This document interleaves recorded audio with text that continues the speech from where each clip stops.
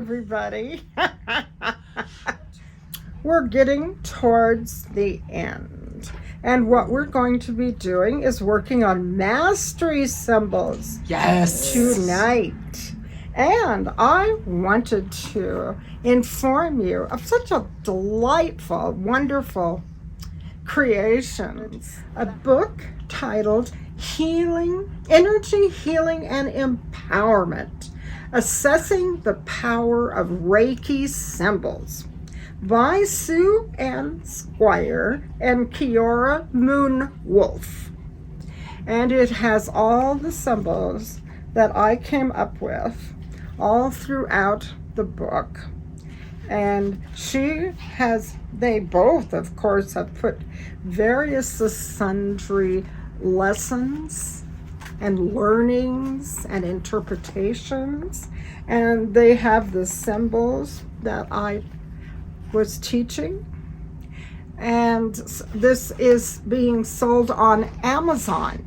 And then what she wrote in the book for me was, Lilli, thanks for your support. Hope you enjoy the book. Love, Sue Ann, November 2022. And it's like, isn't that amazing? That is just fabulous.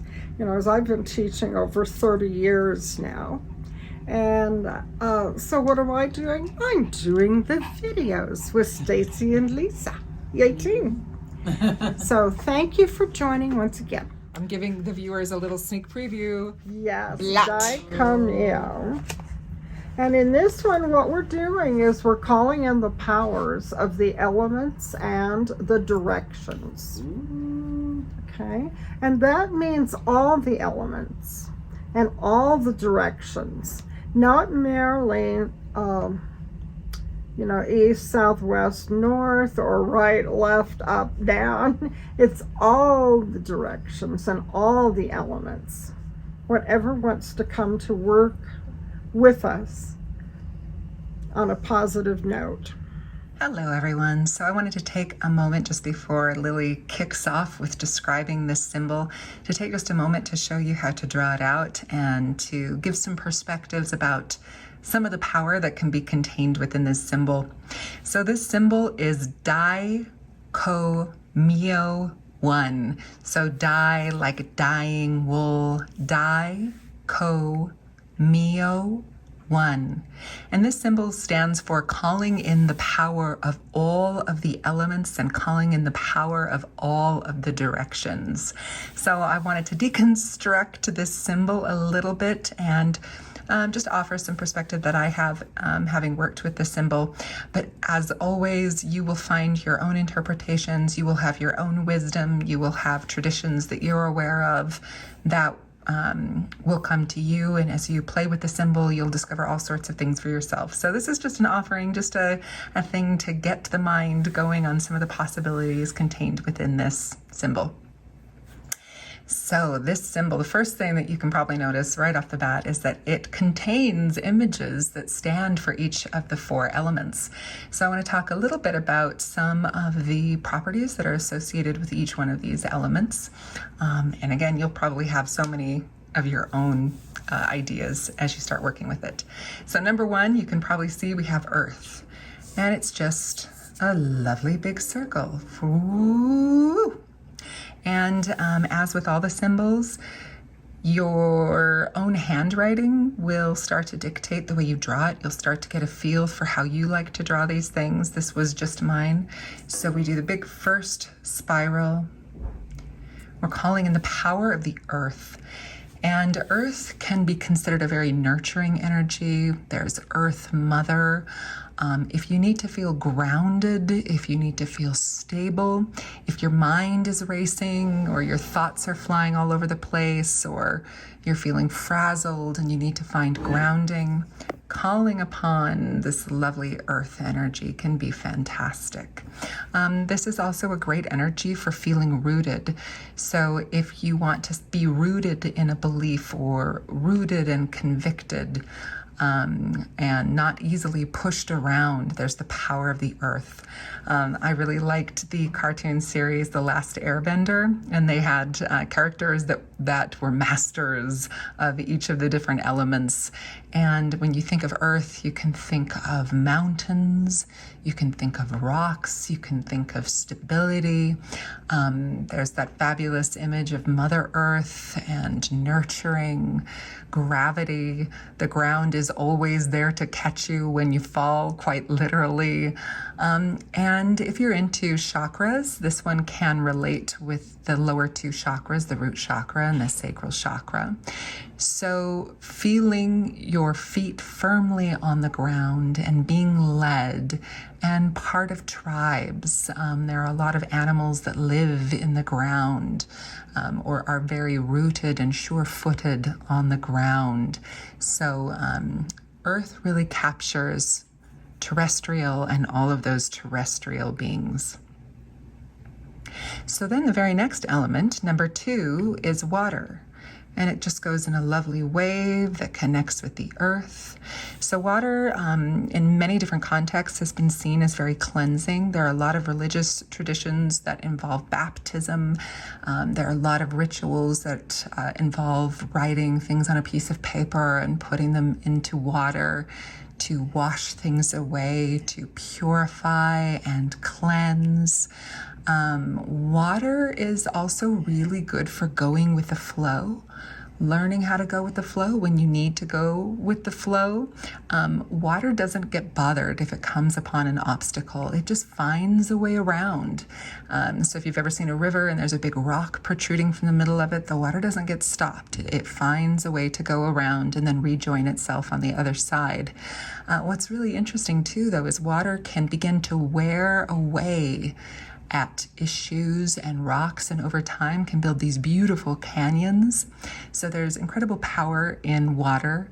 Water can also evaporate and go up to the sky and come down as rain and replenish and nourish. So many beings, so many living beings are composed mostly of water and really depend upon water. And there are traditions that look at earth as body and water as blood. So that can be an interesting way to look at it as well. So we've got earth 1, water 2, then we come up to air 3. And air is really associated, I should say quickly that water in chakral theory could be thought of as like the heart chakra. Water is also seen as deep unconscious and emotions, the motion of the heart. So we get the element of blood moving through the heart, and the emotions that are stored in the heart, in this deep subconscious realm, the lower depths of the ocean and the creatures that live down there. So there's emotional depth that is contained also within water. And something that I like to say is that the word emotion, the biggest part of that word is the word motion. So emotion is meant to be put in motion, not to be stuck or to be experienced as resentment, living the same sentiment and moment over and over and over again. It's really true emotion flows and it moves through you. And second by second, the experience of the emotion is different. So anger one minute can be red hot, and the next minute it can be a dull ache, and the next minute it can be a slash. And so we have words for different emotions, but the actual experience of them has this element of water to it. Okay, so let's go up to air. Air can be thought of as the last 2 chakras, the crown chakra and the third eye chakra. Air is the realm of thought and dreams and inspiration and intuition. And if you think of the different creatures that live in the air, birds, any winged creature, mythological or real, angels, dragons, anything that can fly and soar and rise above, that's associated with air. So there are some indigenous traditions that look at the power of the eagle or the hawk. And these birds are able to fly up away from Mother Earth, away from the immediate moment, and see a much bigger perspective. So whenever you feel mired down or stuck in a particular moment or situation, you can call upon the element of air, and it will lift you up and show you a bigger perspective of the path that you've walked and where you're going to be going. So air can be really fabulous. Again, it has a similar quality as water. It has this flowing quality. It moves around and gathers itself. It is also essential for life on Earth. And I think it's interesting that the way the symbol was drawn, earth, water, and air all connect to the earth. So they all support each other and they work with each other. And when you have grounding and the ability to navigate challenges and obstacles, rise above and see things from a different perspective, it's quite a beautiful combination. So then we have the element of fire. And you'll notice that with the drawing of the fire, there are 6 different points. So it's 1, 2, 3, 4, 5, 6. Spoiler alert, this symbol will also be the final thing you draw in Dai Ko Mio 2 coming up.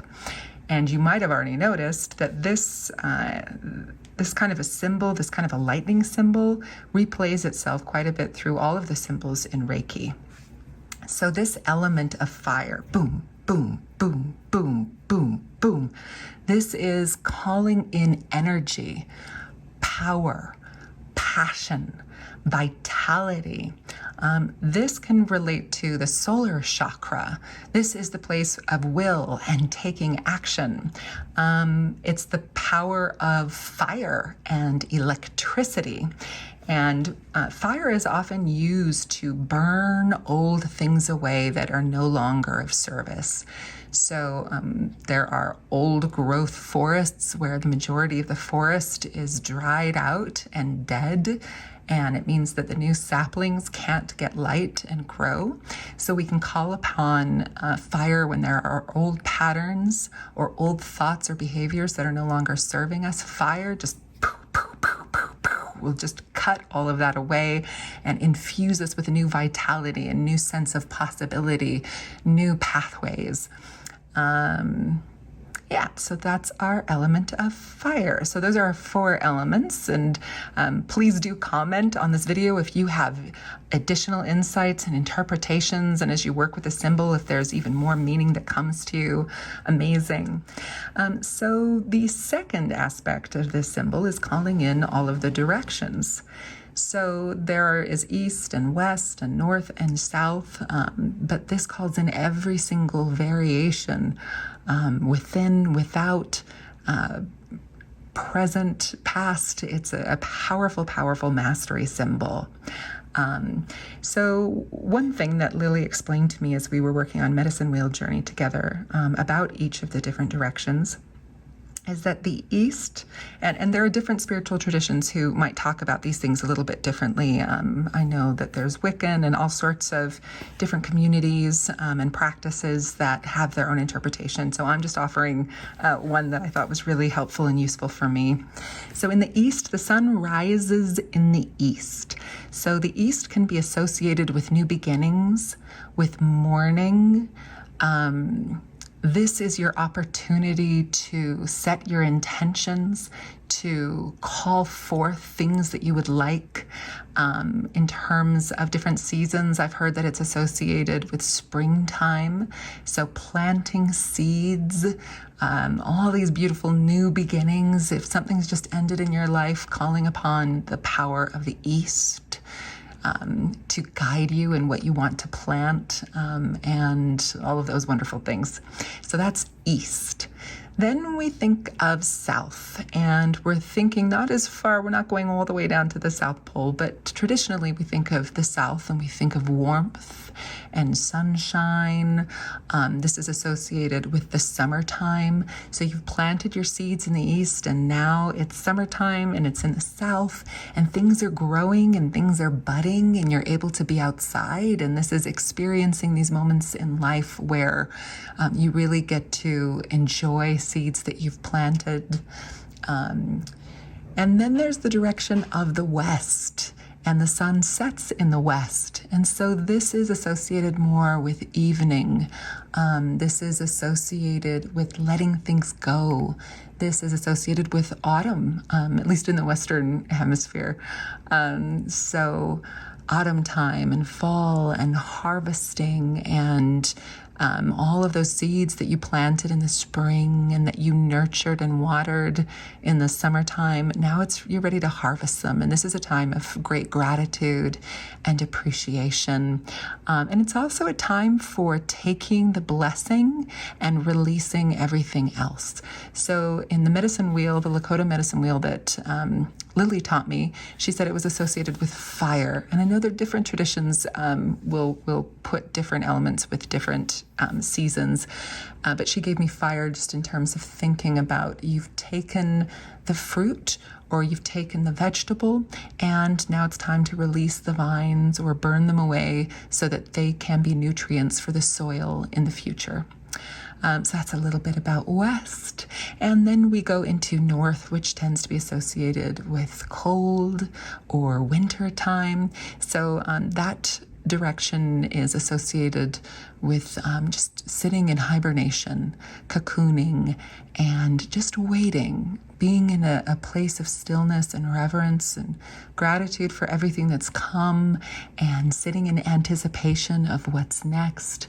There's a lot of dream time and sleep work and images of the next big transformational cycle that you want to go through that is associated with the north.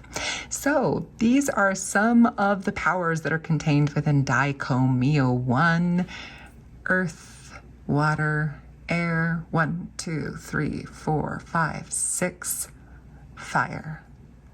Okay, so calling in the power of the elements and the directions, and yet it's all elements and all directions. Okay, this is very powerful, and especially when we do the 9-day medicine wheel, this is powerful. Yeah. Okay, so this has a lot of energy behind it. Would you mind just giving a quick little overview of what the power of earth, water, air, fire is in your perspective and the directions? Well, the earth keeps you very grounded, and we're also dealing with like earth mother goddess energy. And so it keeps you balanced, it keeps you grounded, okay? Then water is going to be dealing with our spirit. Water is going to be dealing with relationships. And what do you choose to fill your cup with? You know, your choice now, because you are in the process of healing. So your cup is empty. What do you want to refill the cup with?